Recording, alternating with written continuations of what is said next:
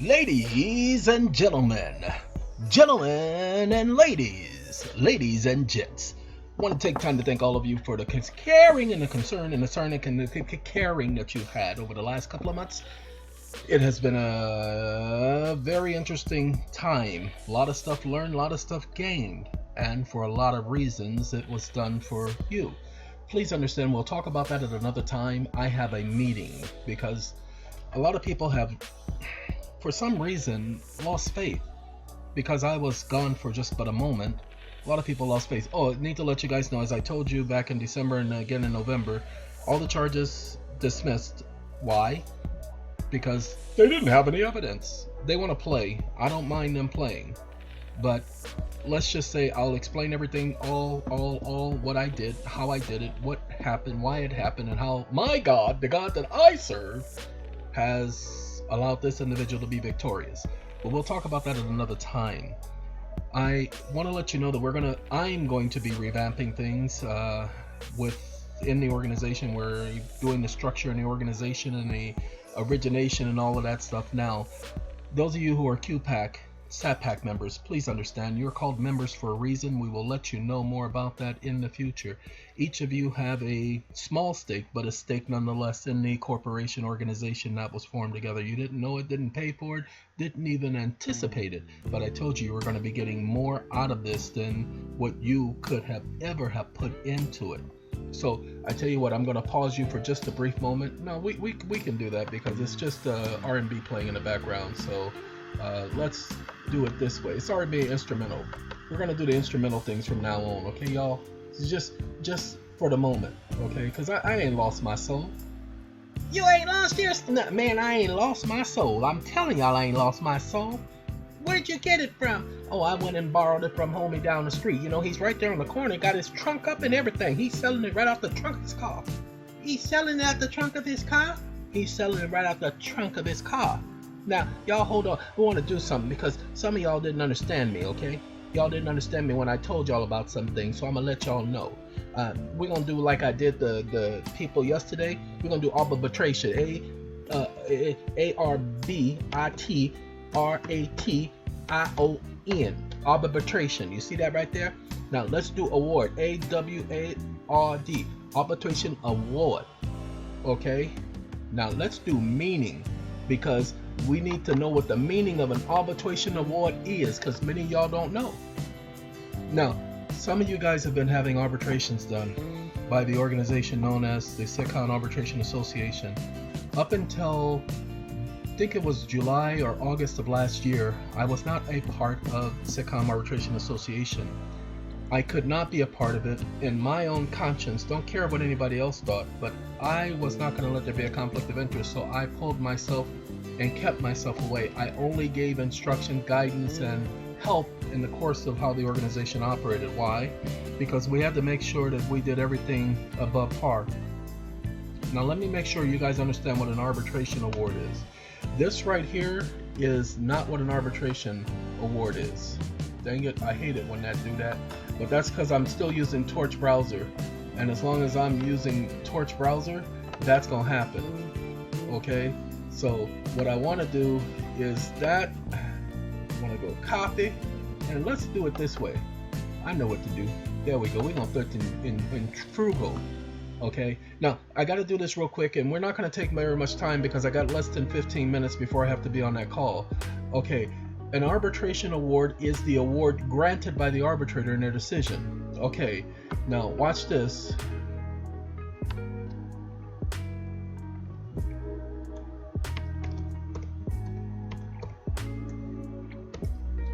Many of you don't know about this doctrine right here, but it's called arbitrable or arbitrator immunity.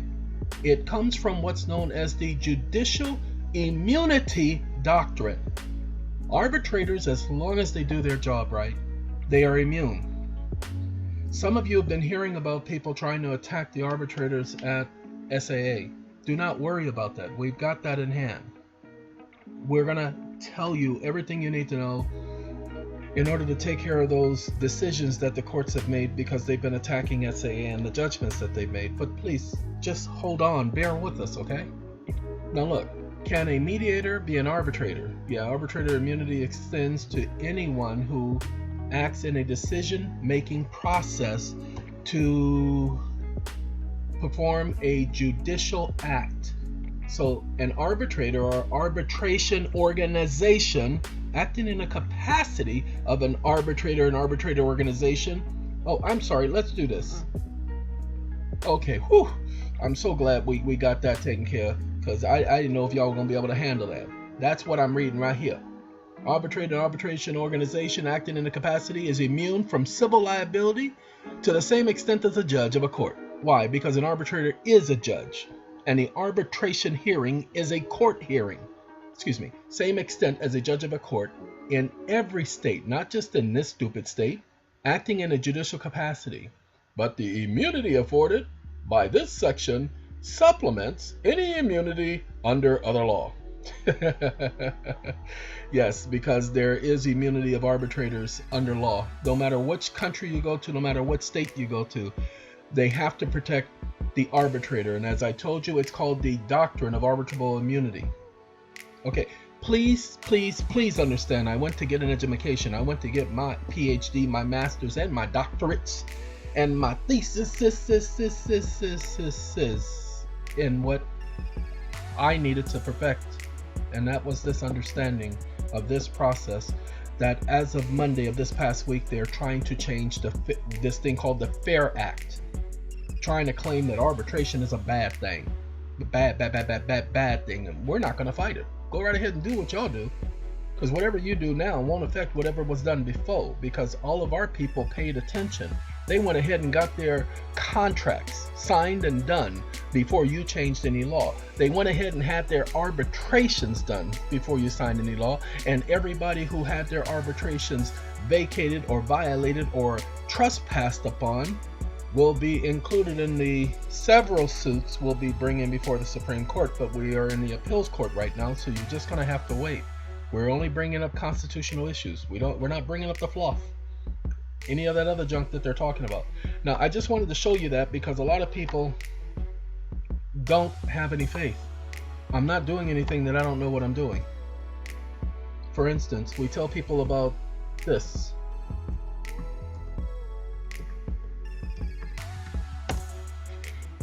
You know, we should have asked, we shouldn't have just said tax credits. See, it's credits and deductions. Now, you notice I said tax credits. Pay attention. It's just credits. It's not tax credits, because any credit you get when you file your taxes is a tax credit, including a deduction. So it's a non-refundable tax credit, means you get a refund only up to the amount you owe. Well, tax credits are not non-refundable. See, we're doing tax credits. We're not doing non-refundable tax credits. See, a refundable tax credit means you get a refund even if it is more than what you blah blah blah. Pay attention, y'all. So let me explain to you so that you guys understand. Oh, and well, we can stop there with that and let you know that that's what a tax credit is. But what people are misunderstanding, and they really are misunderstanding, we don't need all of that, come on now. What they really are misunderstanding is this right here. Charge off. Let's do the escape button. There you go. Whew. It ain't been that long, huh? I don't want a written off because I want a charge off. So let's do charge off meaning.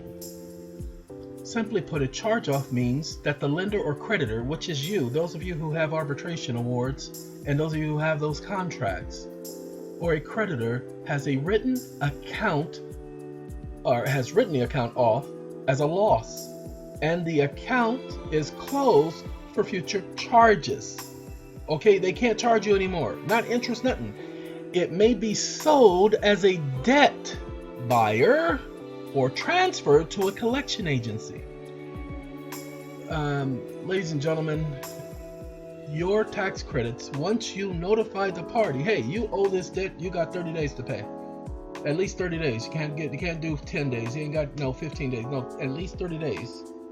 And then 180 days from the date the debt became due, it becomes a charge-off. And with that charge-off, you get to now take that charge-off and watch this, WRITE OFF on TAXES's. See, it did the S's. I didn't do the S's. It did the S's. Watch this. How does charge-off affect your taxes?